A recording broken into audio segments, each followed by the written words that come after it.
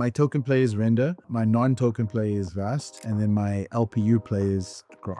All the graphic effects companies and Maxon and where they're all running Render now, and more coming because they figured out how to do basically digital photons, how to move light around, bounce off objects, do rendering of very complex things. I just got to the point where I want to just do something different in my life. I've been doing tech my whole life, and I got an interest in macroeconomics and started learning how to fly a plane.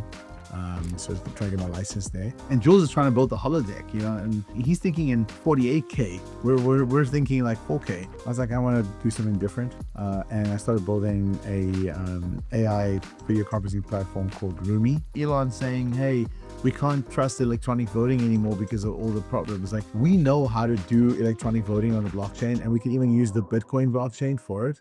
Welcome back to the Allocators podcast. We interview the biggest investors in crypto. Very excited to have Vinny Lingham here today to discuss DePIN AI, DeepSeek, kind of all things relevant and happening today in the crypto world. Joined by my co-host Mahesh, and we're excited to just jump in. But before I want to talk about all things kind of tech and AI and crypto, I want to ask you about your new movie, Vinny. So it's called Animal, and it's coming out soon, or it is coming out. Or maybe it already has, but the premieres happened recently, right? No, well, we did a screening. We haven't done the official premiere hasn't happened yet. So right now we're in the process of submitting to the various film festivals. I won't say which is our favorite, but we're hoping to get in pretty soon to one of them. And at that point, we'll do the premiere. And so we're very excited about it. It's been we just do the final cut like today, tomorrow it finishes, and then we'll be going into a bit of post-production, but it should be ready to go pretty soon. It's really about the carnivore diet and how it's healed so many people by, you know, on some level, it's an elimination diet, but on another level, it's probably the most nutritious diet for humans. And we just dive into all the misconceptions, the kind of the lies from the medical industry, from big pharma, big agriculture, around eating your vegetables, eating all this stuff, and people getting sicker and sicker. Diabetes is rife, etc. And how people move from these diets which are high in carbohydrates and processed grains and whatever else, and they're sick because they're allergic to some of the proteins or some of the toxins in the vegetables. And they move to a carnivore diet and they heal within weeks or months, and it becomes quite impressive. So we did a documentary about this, and I had some first-hand experience doing the carnivore diet. I'm on it right now for like 7 months, and it's my second run. My first run wasn't as successful, and I learned a lot about why not. And the second run has been phenomenal. I've dropped like 40 pounds already in 7 months, so it's been great. I learned more about my body as well, going through the carnivore diet, detoxing it. Yeah, and I've just stuck on it, right? So, and I decided to do a documentary because I want to just share the knowledge that I've learned with the world and see whether people can find some solace in the idea that you don't have to be addicted to medication to heal yourself, and your body is very capable of healing itself. It just needs the right nutrients. But it's a very sensitive topic because everyone's got an opinion on this, right? So whether you're a vegan or, religiously, abstaining from meat, everyone's got an opinion on this. And so it's hard to put something like this forward, but I think we try to do it from a very scientific, to the point of view. And I don't think that you have to eat only meat all the time forever, but I think that we've moved way too far away from a carnivore diet for humans. And I think that's what's causing a lot of the sickness. And I've seen it heal myself, people close to me, and I think it's a story worth telling.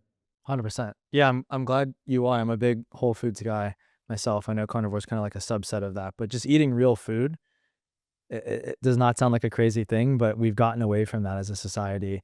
And there's a lot of interesting, like, I don't know, just like twists of capitalism or crony capitalism that happened at like the government level that have resulted in a lot of our food really just being poisonous to us. And so I'm hopeful this new administration will make America healthy again, as they say. That's the hope. I mean, I don't think, from an alignment perspective, we started doing this before "Make America Healthy Again" was a slogan, right? We just believe that people need to cut out the dyes, the sugars, the high fructose corn syrup, all this stuff. Whole food diets are fine.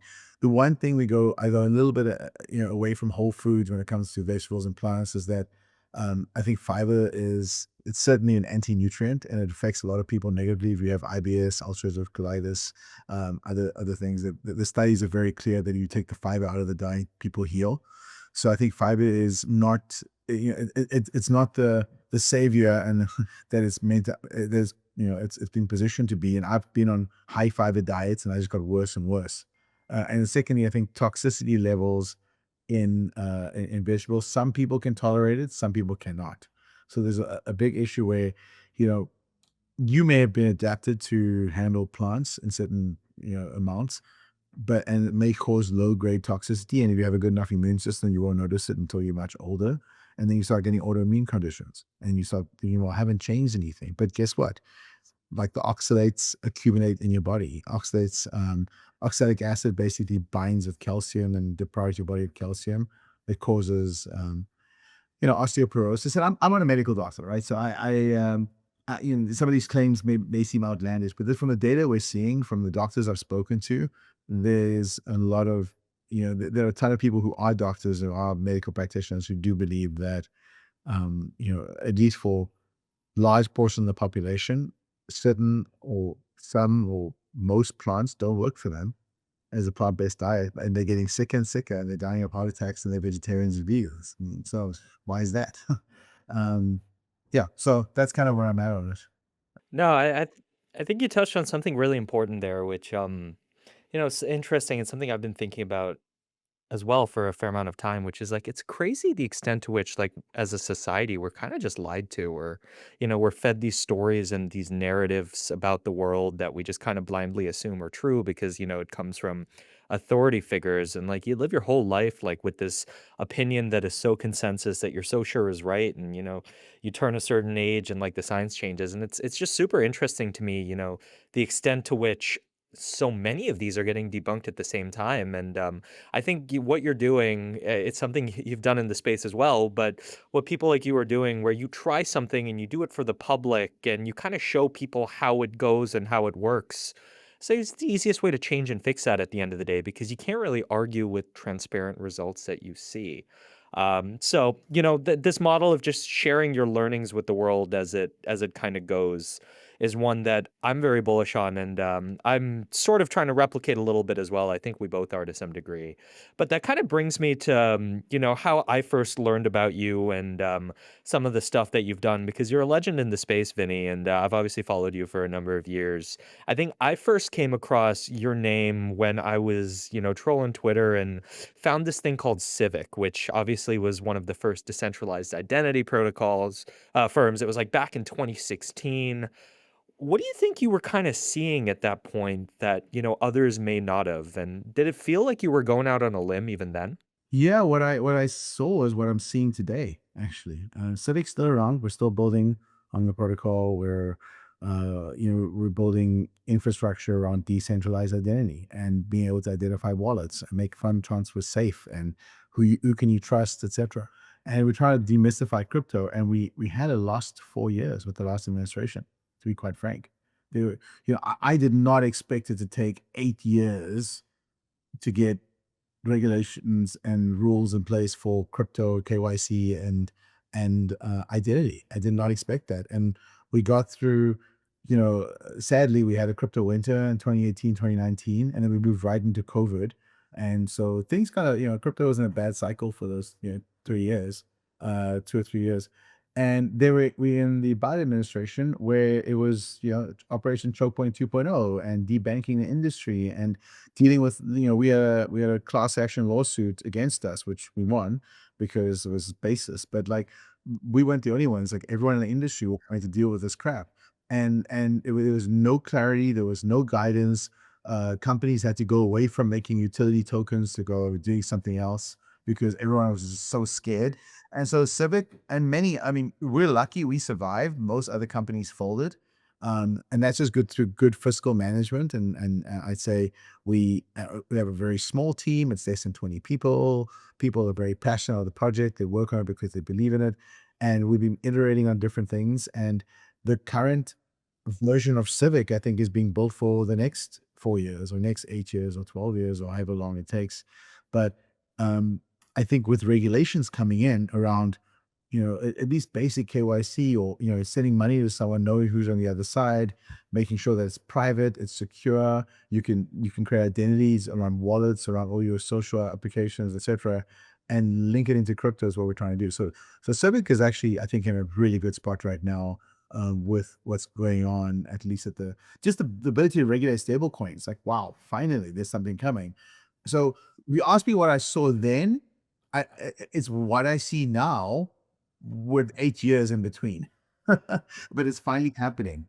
Yeah, it's like crazy how long maybe the ideological movement has been around versus, how long it's taken for both regulation and the technology itself to get to, the ideal place for it to really take off. Um, but one question, go ahead. Even with Elon saying, "Hey, we can't trust electronic voting anymore because of all the problems." Like, Civic has been talking and trying to figure this out for years, and actually we had, I think, with the patents in this area, we know how to do electronic voting on the blockchain, and we can even use the Bitcoin blockchain for it. Um, it may have a capacity issue, so maybe it's Bitcoin Cash or SV or something that can handle hundreds of millions of votes in a day. But you could potentially do that, and it's obviously Solana as well. But I'm saying on the original architecture, like, our patterns were, I think, all focused on Bitcoin and the Bitcoin code base, because we felt it was very much possible to do it back then. Maybe you could use Lightning for it right now. I don't know. We haven't looked at it in a while. But the idea that, I mean, I'll give you a simple explanation of how it would work. You basically have voting tokens, and it would all be distributed to people's wallets, unique identity per wallet. You have a token, you have a token. You can't transfer it to anyone else. You can just push it to an address. And then you can do live transparent voting. You can say, okay, this is the Republican Party's address, this is the Democratic Party. Send your votes in, people. And people just send the votes to the address. It'll get returned to them in the next 4-year cycle or whatever. And you can do stuff like that. Now, that's like an overly simplistic view of it, but that's, you could see literally in real time, see how many coins are being deposited on a certain address, on either chain, on either address, and on chain, and you can view a vote, and you know that it wasn't rigged. Now, how do you rig that at scale? Sure, you'd have to hack 300 million wallets simultaneously at the exact point in time. You'd have to you have to get people to force send their coins across. I mean, if we had to force Face ID, or some, so the second tier verification, second tier verification on device, it becomes harder and harder and harder, right? Maybe it's like, okay, well, we're gonna text each person in the US on voting day a 4-digit code they have to use. Like, there's so much to do to make this thing secure, and the answer isn't moving away from electronic to paper. It's just get the tech right. It's so crazy to me just seeing, especially in this last election, some of the arguments against transparency. They're like some of the most asinine arguments I've ever seen in the world. And it's like these people are literally trying to create systems with less transparency, with less accountability. And I mean, you can make some pretty pointed guesses as to why. But that was like one of the things that I think this cycle in particular that kind of set me off going into the election. But one of the things that I bet you probably saw more clearly than most is I feel like we're getting to a point nowadays where there is some understanding of what some of this stuff does. There's some understanding of why blockchains are super relevant and can sort of transform commerce. And, even as you were talking about some of the civic infrastructure that we have, what was it like in 2018 and 2019, though? Because that must have been a very different experience. It would be awesome if you could tell us just a little bit about maybe what that bear market was like and how you kind of kept the faith in what you were doing and, how it's kind of dovetailed into where you are today. So it was a very tough year for me, 2018, personally and professionally, I think. On the personal side, my mom passed away in like February of 2018, so it was kind of a downward spiral in health, and that's the way I got into kind of the early beginnings of animal and carbo diet. As my health decayed for about a year or two, and I moved on to San Diego, out of the Bay Area, and try to heal myself. And I got there eventually, and so I'm in a good spot now. But a lot of lessons learned around health, and my mom dying triggered an ulcer for me, which then got complicated with some food poisoning, and then SIBO, and then just doctors and doctors and doctors couldn't figure shit out. So that was a tough year. So I was doing that in the middle of a crypto market crash. No liquidity, Bitcoin was fluttering between 5 and 10K, whatever it was. Um, and I just joined Multicoin as a partner when they started in 2017. So I joined, I think, in December of 2017, like within 6 months. And I brought on David Sachs and Craft Ventures to invest in the fund, and then I met Anatoly in San Francisco. He actually reached out to me through a friend, and I led the seed round in Solana for Multicoin, and we obviously became a big investor in Solana, and I was an advisor to Toli and Raj, and I used to have lunch with them every day, or every week at least, at it's a sushi place down the road on Market Street, and so we used to do, I used to go then obviously go to the offices and do talks and try and get people into Solana. Now, Solana was really, I think, the bright spot for me, because when I met Anatoly, I was kind of down on Bitcoin at that point, 2017, the whole, all the wars, the blockchain wars, because I felt, first of all, I thought Lightning wouldn't be ready for the 18 months they promised, and it's been 8 years now, and it's still not quite there yet, right? So I could tell that wasn't going to happen in terms of on-chain, or at least layer 2 scaling for Bitcoin. And then Antonio and I hit it off in the first meeting, and I was like, "This is great. You're going to be able to make this thing scale." And we had the same philosophy on Bitcoin, really, ultimately, and where that was going is kind of locked into this sort of 7 transaction per second protocol. So if you want to build, he called it at the time NASDAQ for blockchains. I was like, "Oh, this is great." And I love the guys; they're fantastic, and I'm very proud of what they've done since. So I'd say a lot of that, and then obviously, I was the first investor in Filecoin, so I'm a big Filecoin bull. I think that's Seriously? I didn't realize that. That's fucking amazing, man. oh, seed investing. So I first invested in Filecoin, early render as well. So Holy crap. I didn't know that story around Solana. Kyle seems to be a bit of the public face of this, but as you were saying before the podcast, he also catches all the flack too. yeah. So all credit to Kyle and to Shar, Multicoin team. They supported Solana through the darkest times as well. So for me, it was a team effort. I don't think I don't take all the credit for it. I think it was, I founded the deal, sure, and I worked with the team in early days, and that the Multicoin team really did a lot of the heavy lifting post that, and helped them get to where they are. So, but again, team effort, and we did really well with that. And but yeah, it was just, it was also, I think, again, like I said, I had some health issues, and I kind of, bailed in the Bay Area. And so, yeah, I kind of went down to San Diego. And at some point in 2020, we were stuck at home, and I was like, I want to do something different, a little bit outside of crypto. And I started building a AI video conferencing platform called Rumi. So RUMI was initially called Waitroom. We changed the name. And Rumi.ai has become an interesting platform, actually, for note-taking and meetings, right? So, but more for sales people. So when you're doing calls with hundreds of customers in a week, capturing that data and using AI on top of that data. We were one of the first users of ChatGPT early on. I think ChatGPT 3 or something. And in 2020, I think in 2020 or 2021, and it was OpenAI. It wasn't ChatGPT at that point. So it was, so I saw the opportunity to scale up the collection of mass amounts of data. So if you think about it this way, if you're a sales organization, you have 1,000 salespeople doing 10 calls a day. That's 10,000 calls a day multiplied by 20 days a month. It's like 200,000 customer meetings a month.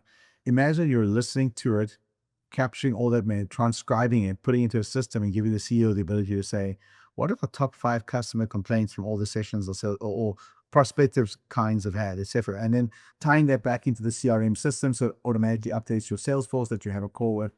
Connor today at 2 o'clock, and these were the things that he discussed, and so you collate information. So that's that's where we wound up. Initially, it's kind of a different. We were trying to do rapid meetings, so short, rapid fire meetings. But then, as we recognized the opportunity with AI to just capture this, we just doubled down on that. So that's what I've been doing up until maybe a year ago. And then a year ago, I started reading the documentary, and so I kind of just wanted to. I just got to the point where I wanted to just do something different in my life. I've been doing tech my whole life, and I got an interest in macroeconomics, and started learning how to fly a plane. So trying to get my license there. But that's basically what I'm doing, and I'm obviously still involved in, and I invest in the ecosystem, and yeah.